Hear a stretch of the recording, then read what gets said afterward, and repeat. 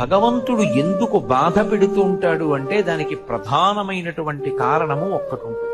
గత జన్మలలో ఏదో పాపం చేసినది ఉంటుంది. ఆ పాపం ఎవరికి తెలుసంటే మనకి తెలియదు. ఆ జన్మలో శరీరాన్ని విడిచిపెట్టేసినప్పుడు ఇక మనకి ఆ జన్మ గురించి తెలియదు. కానీ ఆ జన్మలో జీవుడు ఏం చేశాడో భగవంతుడికి తెలుసు. అది చిత్రగుప్తుడంటే. ఆయన వ్రాసి పెట్టుకుంటాడు. దాన్ని అనుభవంలోకి తీసుకొస్తాడు. చేసిన పాపం కష్టం రూపంలో పోవాలి. వీడు కూడా బాధపడ్డాడు అనుకోండి, ఆ బాధ రూపంలో చేసిన పాపం పోతుంది. ఎప్పుడో ఎవరినో అనరాని మాట ఏదో అన్నాడు.